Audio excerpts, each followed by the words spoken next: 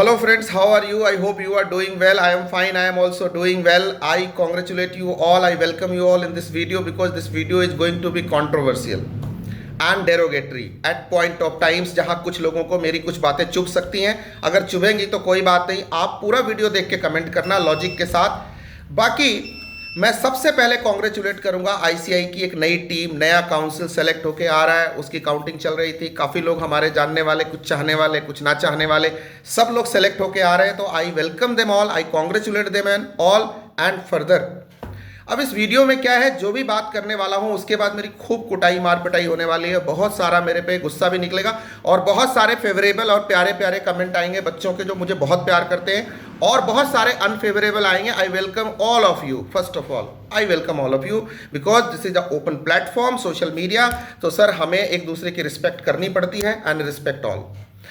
अब बात क्या करने वाला हूं मैं इस वीडियो के अंदर, वो है सर एक पेपर है आपका सीए फाइनल का जिसका नाम है integrated business solutions with strategic management. बहुत लंबा चौड़ा नाम. पहले उस पेपर को आईसीआई ने कुछ और प्लान किया था, फिर बाद में फाइनली जो मेरी जानकारी है उसका स्टडी मैट नहीं बन पाया और फिर फाइनली एक पेपर लाया जो जुगाड़ था. तो क्या था, जब पहला वाला पेपर था उसको पढ़ाने के लिए इंडस्ट्री के लोग, जो इंडस्ट्री में काम करके आए, हम जैसे लोग बिल्कुल रेडी थे. फिर बाद में जो पेपर आया वो एक्चुअली कोई पेपर ही नहीं था. उसमें तो 3-4 ट्रॉलियाँ लेके जानी होती थी. तो उसमें किसी टीचर की कोई ज़रूरत नहीं है और कोई एक टीचर उसको पढ़ा भी नहीं सकता. ये बात आपको भी पता है और ये पता होनी भी चाहिए. अब बात होगी क्या ये पेपर सही है गलत है, इसके बारे में वीडियो में मैं आगे बात करूंगा. इस पेपर को रहना चाहिए नहीं रहना चाहिए इसके बारे में मैं आगे बात करूंगा. लेकिन इस पेपर की जरा हिस्ट्री समझो. इंस्टीट्यूट ने नए सिलेबस के नाम पे क्या किया, old wine in the new bottle. क्या किया इन्होंने, एक ऑप्शनल पेपर था उसको बांट के दो तो निकाले उससे और उसको कर दिया सेल्फ बेस्ड मॉड्यूल. एक उठाया उसको कर दिया कंपलसरी.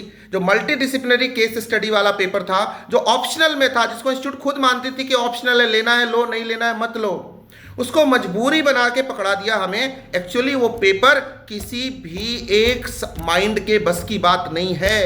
यस, ठीक है कि वो पेपर हम पास कर लेते हैं कभी और कभी हमें वो 80 मार्क्स भी देता है. लॉजिक बड़े बड़े आते हैं कि नहीं, बच्चे तो अभी भी 80 नंबर लेके आएंगे, 90 नंबर लेके आएंगे, है ना, और बहुत सारे लॉजिक आप दे सकते हो. लेकिन उस पेपर के पीछे क्या रीज़न है जिसकी वजह से मैं कह रहा हूं उस पेपर को बिल्कुल सिलेबस से हटाना चाहिए और कुछ ज़्यादा वैल्यूएबल पेपर लेके आना चाहिए. क्योंकि वो पेपर अपने आप में एक जुगाड़ पेपर था. इंस्टीट्यूट जो बनाना चाहता था इंटीग्रेटेड बिजनेस सॉल्यूशन के नाम पे, वो सीपीए, सीमा लंदन, एसीसीए के जो फाइनल ईयर का फाइनल 2-3 पेपर होते हैं, जो स्ट्रेटेजिक पेपर होते हैं, मल्टीडिसिप्लिनरी पेपर होते हैं, उनकी कॉपी करके एक कंबाइंड पेपर बनाना चाहता था जो इंस्टीट्यूट नहीं बना पाया. तो उसने क्या किया, चुपचाप पिछले दरवाजे से मल्टीडिसिप्लिनरी केस स्टडी वाला पेपर आपको हैंड ओवर कर दिया, चिपका दिया. सही बात तो ये है.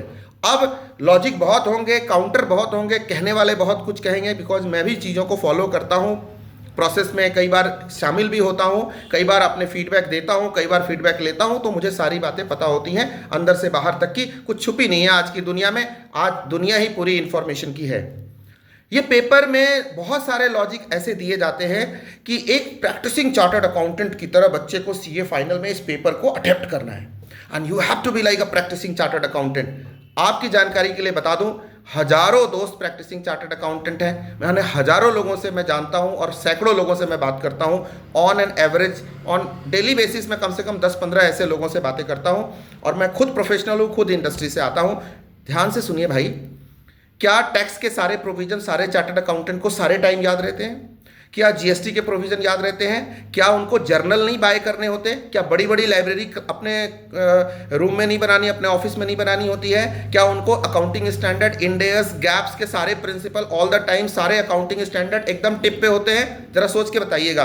अगर सारे कुछ टिप पे होते हैं तो इतने सारे सॉफ्टवेयर क्यों दौड़ रहे हैं? क्या वो फाइनेंस के सारे कैलकुलेशन, इन्वेस्टमेंट बैंकर्स क्या सारे calculation on the tip calculator पे ही करते हैं? जरा सोच के बताइएगा. क्या वो सारा के सारे लॉ के प्रोविजन उनको एनी टाइम याद रहते हैं? क्या सारे अमेंडमेंट उनको एनी टाइम याद रहते हैं? क्या ये पॉसिबल है? जो कई लोग ये लॉजिक देते हैं कि एक प्रैक्टिसिंग चार्टर्ड अकाउंटेंट तो ये पेपर सॉल्व कर सकता है, लेकिन एक टीचर एक पेपर का से ज़्यादा का नहीं कर सकता. एक्चुअली मैं बताऊं, वो प्रैक्टिसिंग चार्टर्ड अकाउंटेंट भी इस पेपर को सॉल्व नहीं कर सकते अगर पेपर उस तरह से सेट कर दिया जाए. बिकॉज सारे सब्जेक्ट के सारे प्रोविजन, सारी चीजें एक टाइम पॉइंट ऑफ टाइम पे एक इंसान को याद रह ही नहीं सकती। नेचुरल जस्टिस जो दुनिया का कहते हैं ना कि दिमाग की भी एक सीमा है, मतलब अनलिमिटेड माइंड तो किसी का भी नहीं हो सकता ना। एक टाइम में माइंड एक जगह फोकस करता है। आपने एक ऐसा पेपर बनाया जब बच्चे को एक ही टाइम में लॉ भी पता होना चाहिए, जीएसटी भी, टैक्स भी, मतलब इनकम टैक्स भी, साथ ही साथ उसको अदर लॉज भी, अदर टैक्सेस भी, साथ ही साथ उसको फाइनेंस भी समझ में आना चाहिए, अकाउंटिंग भी, गैप्स भी, प्रिंसिपल्स भी, सारे अकाउंटिंग स्टैंडर्ड्स भी, सारे स्टैंडर्ड ऑफ ऑडिटिंग भी, सारी चीज़ें उसको एक टाइम में समझ में आनी चाहिए और सारी बातें उसको याद रहनी चाहिए। कॉस्टिंग के प्रिंसिपल सारे एक टाइम, और strategic tools. How come this is possible my dear friends, please tell me. उसके लिए वो इतनी सारी किताबें लेके जाते हैं, उतनी सारी किताबों को पलटने में ही 3-4 घंटे लग जाते हैं, कोई फायदा नहीं है। ये बड़ा ही एक मैनियक सा पेपर है, पागलपन है ये। इसमें बहुत सारे लोगों ने अब तक बहुत सारी दुकानें चला ली। अब जब चला ली है तो चल गई, अच्छी बात है। अब नई काउंसिल से मेरी रिक्वेस्ट है कि इस पेपर को प्लीज चेंज कीजिए आप, प्लीज। और नहीं तो एक चार्टर्ड अकाउंटेंट बिठाइए जो बिना किसी हेल्प के ये सारी चीजें उस टाइम बाउंड मैनर में पास क्रैक कर सकता हो, सारे क्वेश्चन सॉल्व कर सकता हो, तो मैं मान लूं कि ये पॉसिबल है। द रीजन इज कि एक बच्चा जो सीए इंटर का ग्रुप 1 दे रहा है, ग्रुप 2 दे रहा है वो 3 साल के बाद, अब ग्रुप 1 पूरा पढ़े तो ये पेपर दे वो बेचारा। एक बच्चा जो ग्रुप 2 ही सिर्फ अटेम्प्ट कर रहा है, फर्स्ट ग्रुप को बाद में अटेम्प्ट करेगा, मे बी वो वर्किंग है, ये प्रोफेशनल एग्जाम है। आप किसी को किसी भी तरह से 8 पेपर के दायरे में एक टाइम पे नहीं बांध सकते। और कमाल की बात क्या है, और मेरी दूसरी ऑब्जेक्शन क्या है, क्यों कैटेगरिकली मैं इसको डिनाई कर रहा हूं, एक और लॉजिक है। आप जो क्वेश्चन पूछते हो आप, उस क्वेश्चन में एक सबसे बड़ा लोचा यह है कि आप कैलकुलेशन बहुत सारा पूछते हो, या तो आप डिसीजन मेकिंग पूछो, तो वो कम से कम अपने ब्रेन को अप्लाई करे, सब्जेक्टिव जजमेंट दे सके, एनालिटिकल क्वेश्चन पूछो। आप लगा रहे हो जी कैलकुलेशन करो, अब सारे फॉर्मूले, सारे रूल्स, सारे प्रिंसिपल, सारे प्रोविजन, क्या उसको एक टाइम में याद होंगे? इम्पॉसिबल सा लगता है, बहुत बहुत इम्पॉसिबल सा लगता है गिवन टाइम फ्रेम के अंदर। इसीलिए ज़्यादातर बच्चों को परेशानी आती है। ठीक है, कुछ 80 भी लेके आएंगे, 90 भी लेके आएंगे। क्या आप एक्सेप्शन पे बात करना चाहते हो? आपने एक ऐसा पेपर बनाया जो एक्सेप्शन को प्रेजेंट करता है। बात ये नहीं है कि कई लोग इसमें 80-90 स्कोर करने वाले हैं, बात यह है कि क्या इस टाइप का पेपर बनाना पॉसिबल है। और जब आप कैलकुलेशन करने को दे देते हो तो फिर तो वो डिफरेंट टाइप्स ऑफ कैलकुलेशन में फंसता चला जाता है, फिर ये एक अलग टाइप की प्रॉब्लम होती है। होना क्या चाहिए अगर इस टाइप का प्रॉब्लम, अगर आप ठीक ठीक लगा के देखो, सीपीए का, सीमा का और एसीसी के जो फाइनल स्ट्रेटेजिक वैल्यूएशन और ये सब के जो पेपर हैं, और स्ट्रेटेजिक बिजनेस वाले जो पेपर हैं जो मैंने देखे हैं ठीक ठीक से, उनके जो पेपर्स, क्वेश्चन पेपर खास करके मैंने देखे हैं, उसमें वो क्या करते हैं, डेटा फीड करते हैं और डेटा के बेसिस पे डिसीजन लेने को बोलते हैं। वो तो एक प्रोफेशनल कर सकता है एनी टाइम में, लेकिन एक प्रोफेशनल की मेमोरी चेक की जाए इस लेवल पे आके, वो भी मल्टीपल सब्जेक्ट्स की, ये पॉसिबल नहीं होगा भाई, ये पॉसिबल बिल्कुल नहीं होगा। या तो आप क्वेश्चन को really integrated business solution with strategic management international standard जो आपने कमिट किया था, या तो वैसा बनाइए जो आप you mean it by that, जहां आप सारे सब्जेक्ट के रिलेटेड डेटा प्रोवाइड करोगे एंड देन उसको उस पर डिसीजन लेना, एनालिसिस देना, इंटरप्रिटेशन करना और अपनी फाइंडिंग सजेस्ट करना, सजेशन आप उससे लोगे, एक्सपर्ट एडवाइस लोगे और फिर आप डिसाइड करोगे बच्चे का एडवाइस सही है या नहीं है, तो लॉजिकल है। जो आपका ओरिजिनल पेपर यही था, लेकिन जो आपने फिर वही सारे सब्जेक्ट की कैलकुलेशन वहां पे शुरू कर दी है, कंप्यूटेशन स्टार्ट कर दिया है, that becomes a problem because in industry also today most of the people are using multiple softwares. Why are they using that?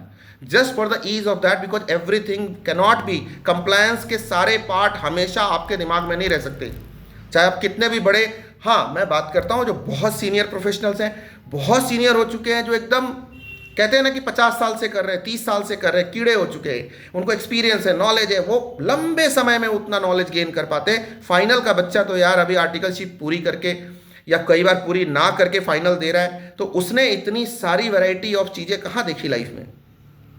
ठीक है, उसने सब्जेक्ट पढ़े हैं, पढ़ना, अप्लाई करना, अलग अलग चीज़ें होती हैं। So I will request and yes, you are open for comments, I will request the new council कि इस पेपर का आपको कुछ करना चाहिए। I am raising this issue at the right time. I know nobody will support me, I know nobody would like to enter into this controversy. This is itself a controversial, trolling होगी, मुझे पता है। पीछे मैंने किसी के खिलाफ कुछ बोल दिया था, बोल के कंप्लेंट आईसीआई को करी थी। कंप्लेंट करने की वजह से आईसीआई ने एक्शन लिया। उस एक्शन के बाद मेरे चैनल पे स्ट्राइक की गई, मेरे चैनल को ब्लॉक करने की कोशिश की गई, मल्टीपल हंड्रेड्स ऑफ रिपोर्टिंग हुई और मेरा चैनल डाउन किया गया। लेकिन क्या है, खुद ही को कर बुलंद इतना कि खुदा तुझसे खुद पूछे कि बता बंदे तेरी रजा क्या है। अपन भी लगे रहे, नो डाउट हमने बहुत परेशानियां झेली हैं इन पंगों की वजह से। लेकिन पंगे क्या होते हैं, मैं रेगुलर लेता नहीं, लेकिन जब जरूरत पड़ती है तो लेने से पीछे हटता नहीं। आईबीएस का paper in my opinion should go back, इसको रोल बैक करना चाहिए आईसीआई को। इसकी जगह पे आईबीएस का जो ओरिजिनल पेपर था वो इंट्रोड्यूस करना चाहिए, जो यू मीन इट। एंड दूसरी चीज, ये जुगाड़ मत करो कि मल्टी डिसिप्लिनरी केस स्टडी को घुसा दिया, इसको वापस से डाल दो आप ऑप्शनल में, सेल्फ पेस्ट मॉड्यूल में डाल दो, वहां पे ठीक है, ये वहां के लिए ठीक है। रेगुलर टेस्टिंग का पेपर नहीं है ये। आपको धीरे धीरे, क्योंकि international standard syllabus, distance learning programmes में मैंने काफ़ी काम किया है, मैंने यूनेस्को मॉडल पे काम किया है, मैंने मैग्रो हिल मैकमिलन जैसी बड़ी कंपनियों के साथ इसी सिलेबस फ्रेमिंग पे काम किया है, और इंटरनेशनल स्टैंडर्ड के मॉड्यूल्स एंड सिलेबसेस डिज़ाइन करने में बहुत सारी यूनिवर्सिटीज़ के साथ मिलकर मैंने काम किया है। अभी मैं अपना प्रोफाइल क्या ही बताऊं, और जब जरूरत पड़ेगी कोई पूछेगा तो मैं बताऊंगा। अगर आईसीआई को भी ऐसी हेल्प चाहिए तो I am ready to extend my support. ये बड़ी बात कह दी। कई लोग अभी आ जाएंगे, 30,000 के चैनल से आप सपोर्ट ऑफर कर रहे हो। Everything that is famous is not necessarily very good, and all that is good is not necessarily famous. वो तो समय आएगा, वक्त आएगा, तो मेरी एक्सपर्टीज़ के बारे में दुनिया को पता चलेगा मैं क्या क्या कर सकता हूँ। अगर कुछ कर सकता था तो आईसीआई ने मॉड्यूल बनाने के लिए बुलाया, अगर मैं कुछ कर सकता था तो आईसीआई बोर्ड ऑफ स्टडीज ने मल्टीपल ओपन हाउस सेशंस के लिए बुलाया, कुछ तो बात होगी ना। अगर मैं कुछ कर सकता हूँ, 2017 में आईसीआई ने मेरे को उस मीटिंग का पार्ट बनाया जिसमें कि ये डिसाइड हुआ कि 30% एमसीक्यू होना चाहिए। रोटेन लर्निंग से आईसीआई कैसे बाहर जाएगी। आईसीआई ने अलग अलग टाइम पे मुझे बुलाया, मैंने अपना कंट्रीब्यूशन दिया, मैं आगे भी तैयार हूं आपको कंट्रीब्यूट करने के लिए, provided new council thinks about this twice and rigidity छोड़िए। इस पेपर के बारे में कंट्रोवर्सी बहुत हो सकती हैं, बातें बहुत हो सकती हैं, बहुत सारे लोग मेरे को बहुत तरीके से बोल सकते हैं इसमें ये कमी है वो कमी है, सारी बातें मैं भी नहीं कर पा रहा अभी at a point of time, I agree. लेकिन इसके बहुत सारे प्रॉस एंड कॉन्स हो सकते हैं। बट एक चीज जो बहुत शाश्वत है, जो यूनिवर्सल ट्रूथ है, कि ये पेपर कंपलसरी टेस्टिंग का पेपर नहीं हो सकता है, इंटरनेशनल स्टैंडर्ड को के मानकों को, स्टैंडर्ड्स को मीट नहीं करता है। प्लीज प्लीज प्लीज इस पे कमेटी बनाओ, इस पे रिसर्च करो, इस पे फीडबैक लो, सारे इंडस्ट्री के प्रोफेशनल स्टूडेंट से फीडबैक मंगाइए और फिर डिसाइड कीजिए कि क्या रियली जो हमने पेपर इंट्रोड्यूस किया था वो रियली रेलिवेंट है, कंपलसरी टेस्टिंग का पेपर है, आउट ऑफ 6 पेपर इसको होना चाहिए। मेरा ओपिनियन है नहीं होना चाहिए।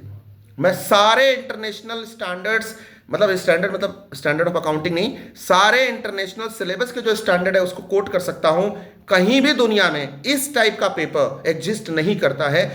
मैं ये नहीं कह रहा कि मल्टी डिसिप्लिनरी पेपर नहीं होते हैं, इस टाइप से टेस्टिंग नहीं होती है जो आईसीआई का टेस्टिंग करने का तरीका है, क्योंकि वो बहुत ही आसान तरीके से बच्चों के सामने रख देते हैं, चीजें हुक कर देते हैं, और पेपर उसकी वजह से बच्चों के लिए मुश्किल हो जाती है। क्योंकि ये टेस्टिंग नहीं है, ये उसकी रोटेन लर्निंग का टेस्ट है कि वो कितना रट के आया है, क्योंकि किताबें तो काम आने वाली नहीं है, इंडेक्स तो सारे फेल हो जाते हैं, हर एग्जाम में होते हैं, आगे भी होते रहेंगे।